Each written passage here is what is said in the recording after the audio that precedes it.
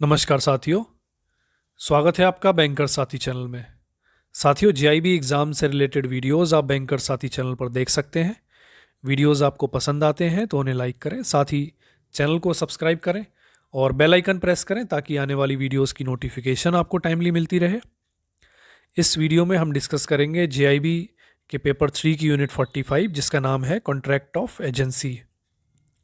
इसमें हम जानेंगे कॉन्ट्रैक्ट ऑफ एजेंसी के बारे में, कौन कौन सी पार्टीज़ इसमें इन्वॉल्व होती हैं, उनके क्या राइट्स हैं, क्या ड्यूटीज़ हैं, क्या ऑब्लिगेशंस हैं, सब कुछ जानेंगे। तो साथियों, कॉन्ट्रैक्ट ऑफ एजेंसी एक्चुअली क्या होता है? नॉर्मली हम देखते हैं किसी भी कॉन्ट्रैक्ट में दो पार्टीज़ इन्वॉल्व होती हैं, बट कॉन्ट्रैक्ट ऑफ एजेंसी के केस में क्या होता है, कोई एक पर्सन वो अपना कोई एजेंट अपॉइंट करता है और वो एजेंट अपने प्रिंसिपल के बिहाफ पे, यानी कि जो पर्सन अपॉइंट करता है उसे हम प्रिंसिपल कहते हैं और जो थर्ड जिसको अपॉइंट किया जाता है उसको हम एजेंट कहते हैं। और एजेंट अपने प्रिंसिपल के बिहाफ पे किसी और पर्सन से कॉन्ट्रैक्ट करता है, कोई डील करता है, तो उस केस में उसको हम कॉन्ट्रैक्ट ऑफ एजेंसी कहते हैं। जैसे कि हमने देखा होगा अक्सर, जब मान लीजिए आपको अगर कोई मकान या कोई प्रॉपर्टी सेल करनी है तो दो ऑप्शन है, या तो आप खुद कोई ढूंढते रहिए कि कौन खरीदार है, अगर आपके पास इतना समय है तो ढूंढिए। बट नॉर्मली केसेस में क्या होता है, जिसको बेचना होता है अपना, अगर मान लीजिए आपको घर बेचना है, कोई प्रॉपर्टी प्लॉट बेचना है, कुछ है, तो हम अक्सर जाते हैं प्रॉपर्टी डीलर के पास। और प्रॉपर्टी डीलर जो है वो एजेंट की तरह काम करता है।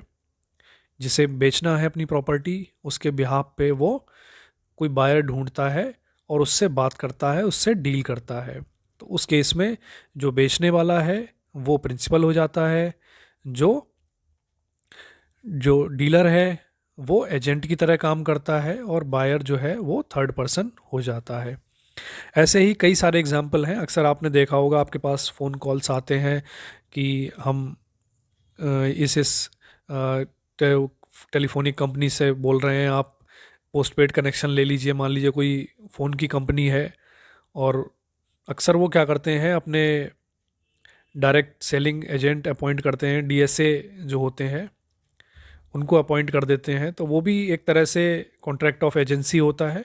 उनके प्रिंसिपल के बिहाफ पे, यानी कि जो टेलीकॉम कंपनी है उसके बिहाफ पे जो डीएसए होते हैं वो डील करते हैं, प्रोस्पेक्टिव जो उनके कस्टमर हैं उनसे बात करते हैं। तो ऐसे और भी कई एग्जाम्पल हैं, जैसे लॉयर हो सकता है जो कि अपने क्लाइंट के बिहाफ पे जो दलील दे रहा है या आगे काम कर रहा है, तो वो हो सकते हैं। इंश्योरेंस एजेंट होते हैं, वो भी कॉन्ट्रैक्ट ऑफ एजेंसी होता है वहाँ भी। तो इस तरह के कई सारे एग्जाम्पल हैं, आप डे टू डे लाइफ में देखते होंगे। साथियों, an agent is a person employed to do any act for another person or to represent another person in dealing with some third person.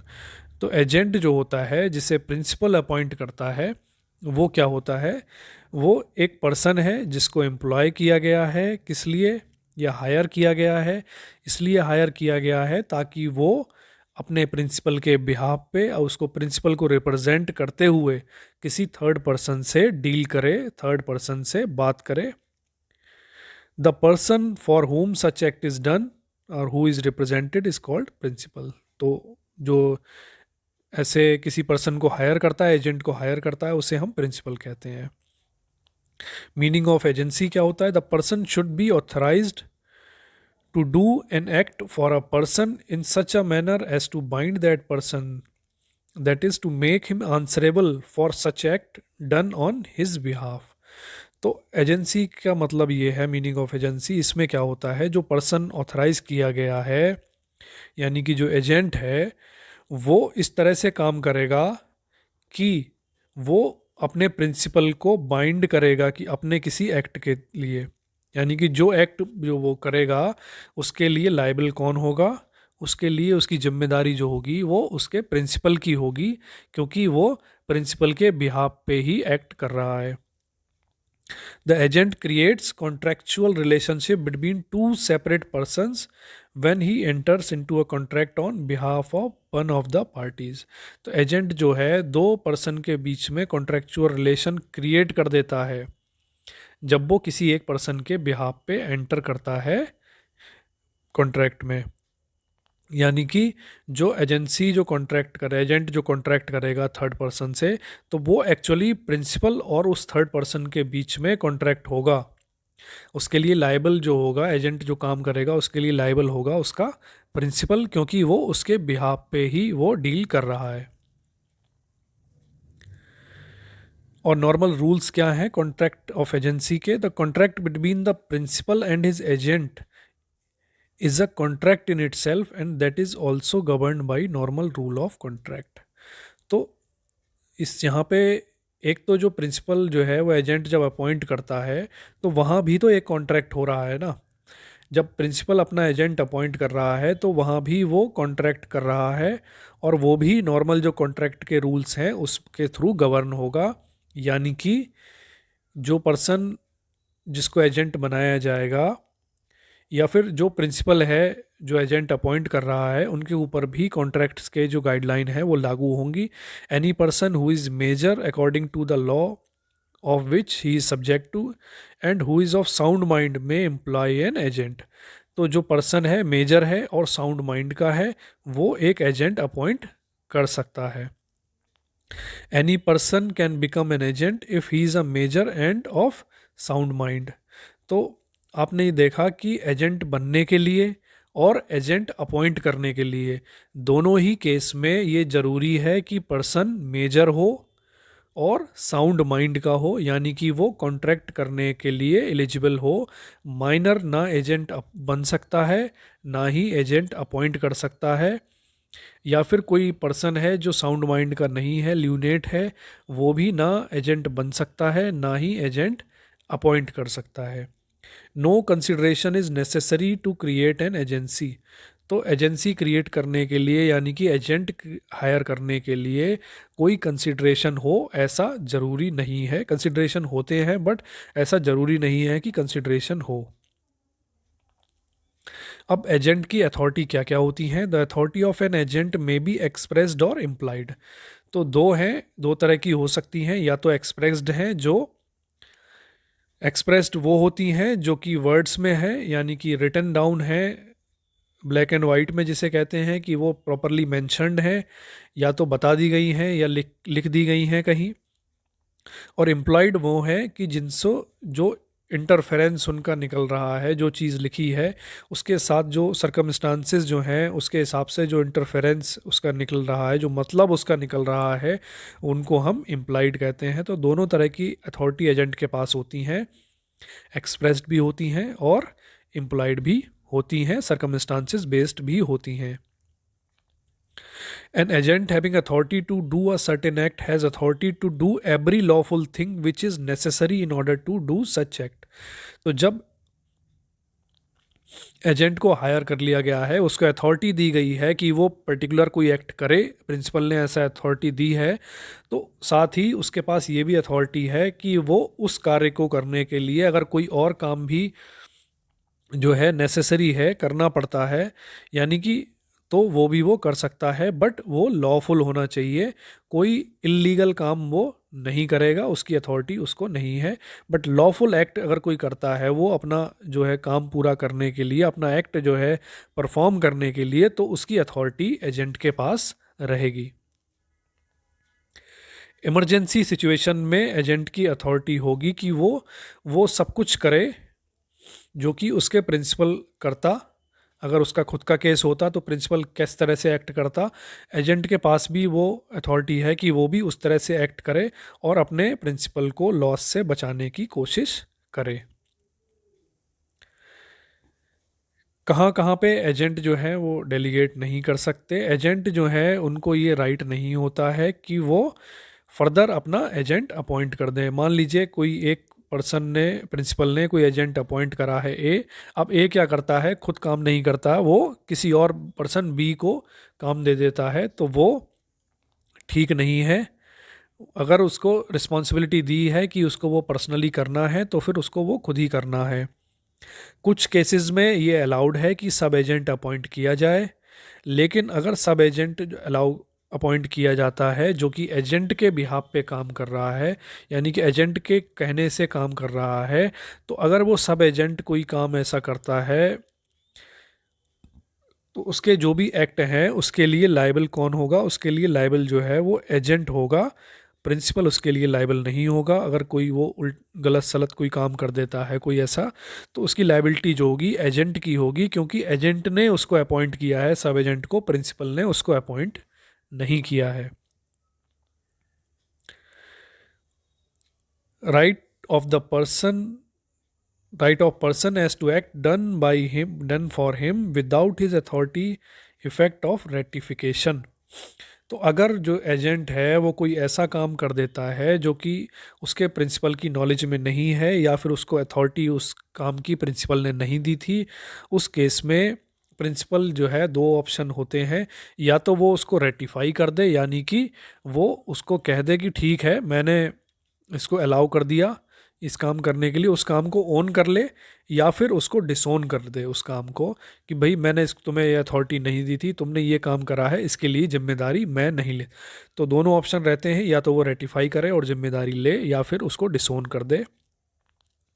Ratify करता है तो फिर ये है उसको इस तरह से माना जाएगा जैसे कि उसकी अथॉरिटी से ही ये काम किया गया है।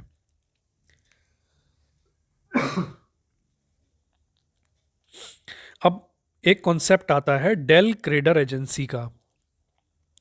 अब नॉर्मल एजेंसी के केस में हमने देखा कि एजेंट होता है वो डील करवाता है, यानी प्रिंसिपल अपने जो प्रिंसिपल होता है उसका और थर्ड पर्सन से उसकी बात कराता है और कॉन्ट्रैक्ट करवाता है। डेल क्रेडर एजेंसी जो है उस केस में जो एजेंट है वो एक स्टेप फर्दर चला जाता है और ये वादा करता है अपने प्रिंसिपल को कि इस केस में अगर कोई लॉस होगा तो उसकी जिम्मेदारी, जो डील मैं करवा रहा हूँ उसमें अगर लॉस होगा उसकी जिम्मेदारी भी वो ले लेता है। जैसे कि वो मकान मान लीजिए अगर प्रॉपर्टी बिकवाता है तो साथ में प्रॉपर्टी डीलर ये भी कह देता है कि ठीक है आप प्रॉपर्टी बेच रहे हैं, अगर ये जो जिन्होंने खरीदा है आपकी प्रॉपर्टी खरीदी है, अगर वो समय पर पेमेंट नहीं करते हैं तो उनके बदले वो भी जिम्मेदारी मेरी है, मैं पेमेंट आपको करवा के दूंगा या मैं करूंगा। तो अगर वो ये जिम्मेदारी भी ले लेता है उस केस में उसको हम डेल क्रेडर एजेंसी कहेंगे। और डेल क्रेडर एजेंसी में क्योंकि उसका रिस्क ज़्यादा है उस केस में वो महंगे होते हैं, उनका कमीशन भी उनकी फ़ीस भी वो ज़्यादा लेते हैं। A del credere agency is a type of principal agent relationship wherein the agent act not only as a sales person or broker for the principal but also as a guarantor of credit extended to the buyer. तो del credere agency में जो agent है वो केवल broker या sales person की तरह काम नहीं करेगा प्रिंसिपल के बिहाफ पे, बल्कि उसका प्रिंसिपल का वो गारंटर भी बन जाएगा जो भी क्रेडिट प्रिंसिपल ने एक्सटेंड किया है बोरोवर को। A Dell creditor agency only becomes liable to pay to the principal after the buyer default on payment and is not liable for any other issue that might arise between buyer and seller। तो del creditor agent जो है वो liable तब हो जाएगा जब जो buyer है वो डिफ़ॉल्ट कर देता है पैसे देने में। उस केस में जो डेल क्रेडिटर एजेंट है, क्योंकि उसने जिम्मेदारी ली है, क्योंकि उसने गारंटी ली है, वो लायबिल हो जाएगा पेमेंट करने के लिए प्रिंसिपल को। लेकिन किसी और चीज़ में उसकी लायबिलिटी नहीं होगी और किसी इशू में जो कि बायर और सेलर के बीच में अराइज हो, एक्सेप्ट जो जिस चीज़ की उसने जिम्मेदारी ली थी, यानी कि पेमेंट की उसने जिम्मेदारी ली थी, तो पेमेंट की जिम्मेदारी उसके ऊपर आ जाएगी अगर डिफ़ॉल्ट होता है। और किसी कोई इशू अगर उनके बीच में बायर सेलर के बीच में क्रिएट होता है उसमें एजेंट कहीं भी लायबल नहीं होगा। Agent's lien on principal property, agent जो है वो इंटाइटल्ड है कि वो गुड्स के पेपर या दूसरे जो प्रिंसिपल प्रॉपर्टी है प्रिंसिपल की वो रखे अपने पास तक जब तक उसका पेमेंट यानी कि उसका कमीशन जो है उसकी फ़ीस जो है वो प्रिंसिपल उसको नहीं दे देता, जो उसने सर्विस दी है उसके बदले में उसको जो रिन्यूमरेशन है, जो उसको पैसा जो मिलना है वो उसको नहीं मिल जाते, उसके चार्जेस फीस उसको नहीं मिल जाती, तब तक वो पोजीशन रख सकता है जो एजेंट की जो जो प्रिंसिपल की जो प्रॉपर्टी है, कोई गुड्स पेपर हैं, वो रख सकता है अपने पास। तो साथियों, कॉन्ट्रैक्ट ऑफ एजेंसी में इतना ही था। एजेंट टू बी इंडेमनिफाइड एक टॉपिक और है इसमें, by principal against consequences of all lawful act done by agent in exercise of authority conferred upon him। तो इंडेमनीफाई भी एजेंट को करना होगा, प्रिंसिपल के द्वारा इंडेमनीफाई किया जाता है, क्योंकि अब देखिए कि एजेंट जो है वो अपने प्रिंसिपल के बिहाफ पे ही तो काम कर रहा है। अब उस अथॉरिटी में अगर वो कोई काम करता है और उसके कॉन्सिक्वेंस से मान लीजिए उस पर कोई कोई मुकदमा ठोक दिया जाता है कि, या फिर कोई और तरह की उस पर कोई नुकसान कोई कर देता है उसका, तो उस केस में उसको इंडेमनीफाई जो करना होगा वो प्रिंसिपल को करना होगा, जब भी वो उसके बिहाफ पे, प्रिंसिपल के बिहाफ पे उसकी अथॉरिटी से एक्ट कर रहा है, by principal against consequences of act done by him in good faith. अगर गुड फेथ में एजेंट कोई भी काम करता है जिसके लिए वो ऑथराइज किया गया है प्रिंसिपल के द्वारा, तो फिर जो प्रिंसिपल है वो उसको इंडेमनीफाई करेगा। कोई अगर लॉस एजेंट को होता है तो उसकी जिम्मेदारी, उसकी क्षतिपूर्ति जो है वो करके कौन देगा? प्रिंसिपल उसकी क्षतिपूर्ति करेगा। फ्रॉड बाई एजेंट अगर होता है तो a principal is liable for the agent's fraud acting within the scope of his authority whether the fraud is committed for the benefit of principal or for the benefit of the agent. ये बहुत important point है। अगर कोई person है जो किसी का agent की तरह काम कर रहा है और वो अगर फ्रॉड कर देता है, तो जिसके साथ फ्रॉड हुआ है वो डायरेक्टली उस पर्सन के ऊपर केस कर सकता है जो प्रिंसिपल है उसका, जिसके बिहाफ पे कोई पर्सन काम कर रहा था, तो वो प्रिंसिपल के अगेंस्ट भी केस किया जा सकता है, वो उसकी लायबिलिटी बनेगी, क्योंकि वो जो एजेंट था वो उसके बिहाफ पे ही काम कर रहा था। हालांकि बाद में वो प्रिंसिपल भी अपने जो एजेंट अपॉइंट किया है उसके अगेंस्ट लीगल एक्शन वगैरह ले सकता है कि, बट प्राइमा फेसी फर्स्ट जो पॉइंट है उसमें ये है कि प्रिंसिपल लायबल होगा, जो भी अगर कोई अनलॉफुल या फ्रॉड एक्ट कोई अगर एजेंट करता है उसकी लायबिलिटी जो है प्रिंसिपल की रहेगी, वो अपनी लायबिलिटी से बच नहीं सकता। तो साथियों, इस वीडियो में इतना ही था। इस कॉन्ट्रैक्ट ऑफ एजेंसी के सारे टॉपिक, सारे एस्पेक्ट हमने कवर किए हैं। आई होप आपको टॉपिक क्लियर हो गया होगा। तो साथियों, इस वीडियो को ज़्यादा से ज़्यादा शेयर करें हमारे सभी साथियों के साथ जो बैंकर, जो जीआईबी एग्ज़ाम देने जा रहे हैं। तो मिलते हैं साथियों नेक्स्ट वीडियो में। Thank you.